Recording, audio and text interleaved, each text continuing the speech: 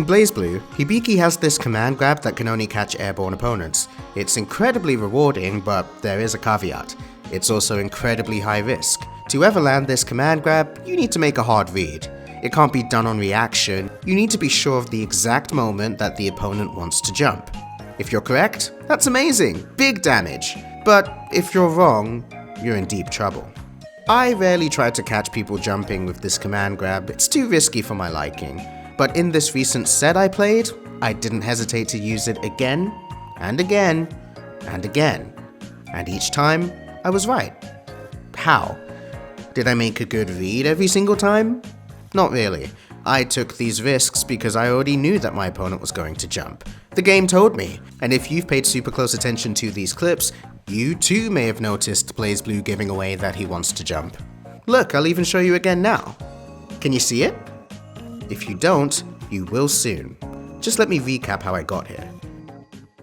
Not long ago, I decided to kick my weekend off with some Granblue, so I took Charlotta into ranked, and this is how it went.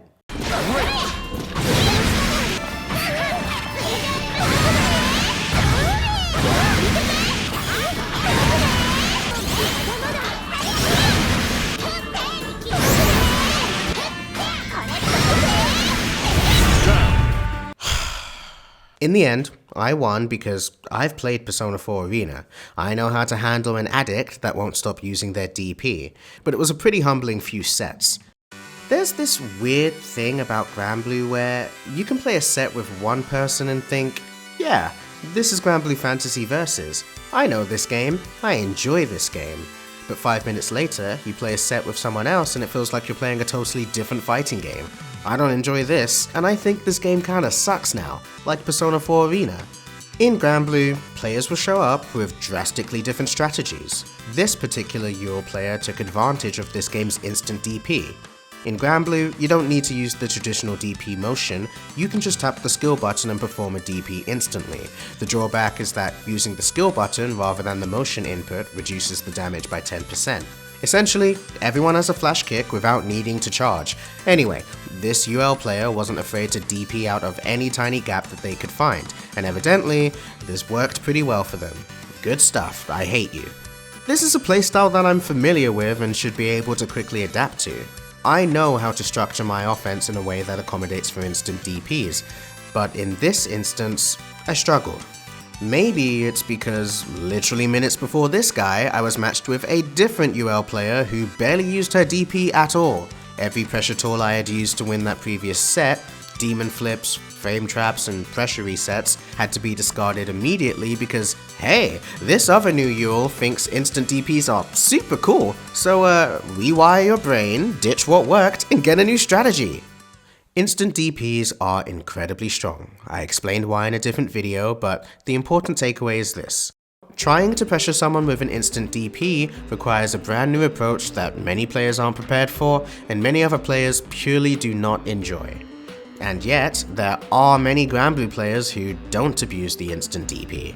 Maybe they don't like the risk, or maybe they're too used to using DPs the way they would in other fighting games, or maybe it literally hasn't crossed their mind. Regardless of their reason, against this type of player, I can and should prioritize an offense that involves frame traps, pressure resets, and wonderful demon flips. But if I run into a player that loves to instant DP, I need to be ready to change the priorities of my offense. For this kind of opponent, I'd need looser but safer pressure, more ambiguous throws, and a lot more lows. Lows tend to be more effective against players that love to DP because even with an instant DP, they still have to let go of crouch, and using a low during a tight block string will often catch them out.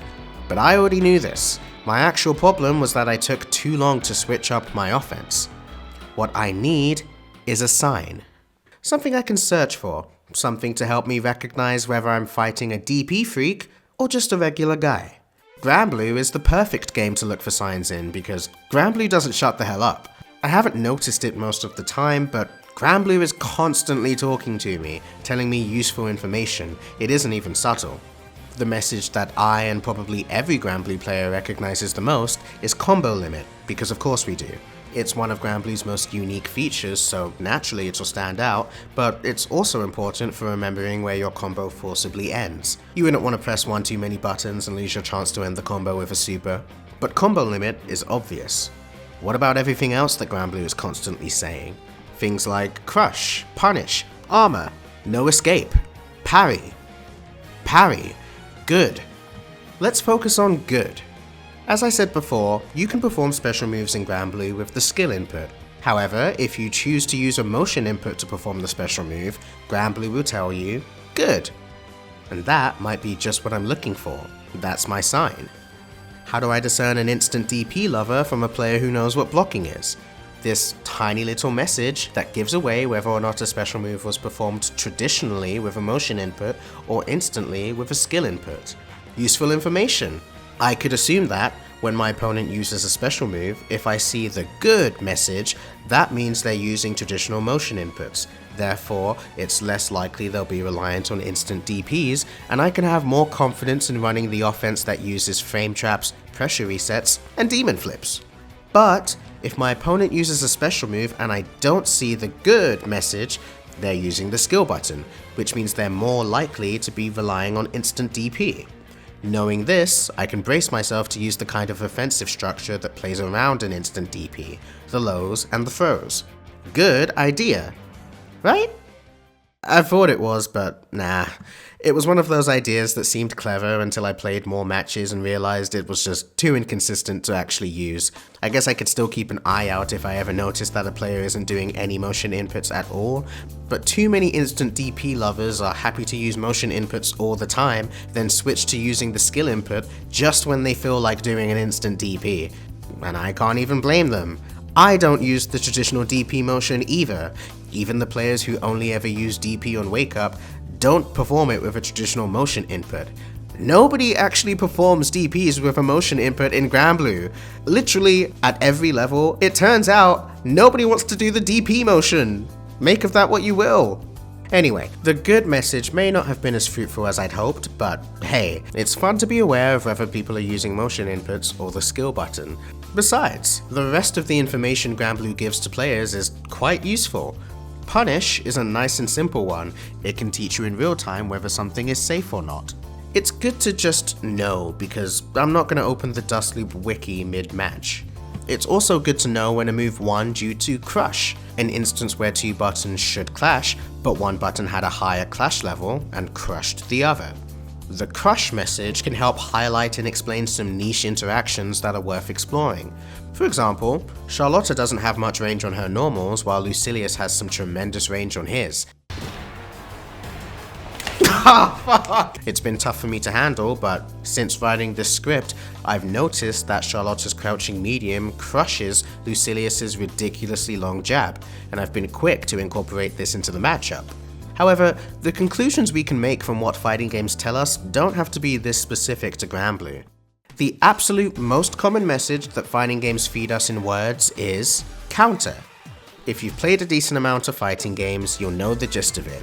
You pressed a button, they pressed a button, yours hit first, and the game yelled, counter! Good to know, but what do I do with that information? Well, that depends on you and where you're at with fighting games, but I can tell you one of the ways it still helps me. A common pressure technique in fighting games is a frame trap, a string of attacks with very small gaps in between. These gaps are so small that the opponent will be punished if they press almost any button, so essentially, they just need to keep blocking. But let's say they don't block my frame trap, instead, they try to do something. They got hit by the frame trap, which is great, but I still need to understand why it worked, because that's how I clue into my opponent's defensive habits. I do this by paying attention to whether or not the successful hit was a counter hit. If I see a counter hit message, the opponent pressed an attack button and is likely mashing to try and escape pressure. And with this knowledge, I can adjust accordingly. Because the opponent was just punished for mashing, in my next round of offense, they could be tamer and more likely to keep blocking, which enables me to leave a gap in my pressure so that I can go for a grab. But what if I don't see a counter hit message when my opponent is hit? That could indicate that my opponent may be trying to jump away as a means of escaping pressure, rather than hitting attack buttons. With this knowledge, in my next round of offense I might use more lows just in case they're holding up. There is a plethora of different paths I can take with this knowledge, but the option I'm less likely to now try is a grab, because if they're keen to jump, jumping will often outright punish a grab attempt. In both scenarios, the initial outcome of the frame trap was the same, they simply got hit. However, seeing or not seeing the counter hit message will affect how I move forwards in my next round of offense. But I mean, this isn't a science or anything, much like how I couldn't conclude anything by looking at whether or not my opponent used motion inputs versus the skill button. I can't guarantee that my opponent won't try to mash buttons again just because they were punished for it the first time. However, even though I can't make a conclusion outright, all of this is still useful information, something to notice, keep in the mind, and mix with all the other tidbits of knowledge I pick up during a match. Before I started writing this script, all of this was subconscious for me, something I just picked up automatically because I've played these games for a while. But now that I'm putting this into words, I can just see it everywhere. And it's not just through the literal words that fighting games write out to us. Think about the exclamation mark many anime fighters sign when you get opened up by a low attack. It's not there solely because you got hit by a low hitting attack, it's there specifically because you were in a state of blocking, but you weren't blocking low. That detail is super telling. I've started noticing that I get annoyed anytime I'm opened up by a low attack. I just kinda curse in my own head. But I'm not annoyed because I got hit by a low. This is a fighting game, you get hit. Instead, I'm annoyed because it feeds my opponent far more information than I'd like them to know. Why was I hit by a low attack? Well, I find that the reason people usually get hit by lows is because they were caught trying to jump. With this in mind, my opponent can safely assume that I was trying to jump out of their pressure, and that's a fair assumption because I absolutely was trying to jump out of their pressure. That damn little exclamation mark gives it all away, and now I have to reconsider my options because if I jump out now, it might get me killed. The same kind of hints are noticeable everywhere in fighting games. Beating someone isn't all about making no mistakes in neutral or having the perfect execution or being better at weighing risk-reward. Sometimes, the difference maker is just in how well you can spot the little things, and the choice you make after that. And so, here we are. BlazBlue, Hibiki, and a risky command grab. I hadn't thought about BlazBlue in a while, but writing this video brought it back to mind because there's this phenomenon with Hibiki where people don't block low after he uses a shadow clone to start his pressure. Why? I don't know. It's just a thing. I never looked further into it because I was perfectly happy getting a full combo out of this situation. But after writing this video, I'm finally asking, why is it that my opponents get hit by low attacks here? There's no overhead to be afraid of, so what are they trying to do? Could it be what I mentioned? Is this yellow exclamation mark actually a sign, telling me here is where people want to jump out of my pressure? I've been satisfied with using lows this whole time, but could I go for something better? Something more rewarding? Maybe a super risky yet super rewarding command grab? Well, I reinstalled BlazBlue to find out. Here was the plan. Step 1. As usual, I'll follow up Hibiki's shadow clone with some low attacks. Step 2. If I see that yellow exclamation mark, I can assume that my opponent likes to jump after blocking a shadow clone. And if I see that sign, move on to step 3. Set up the same situation again, but this time, command grab. Good plan, right? And sure enough, in the very first set I played, I encountered this same phenomenon. I use shadow clone, they don't block low. But this time, I paid attention to what BlazBlue was saying, and after I'd listened, I finally made a new decision.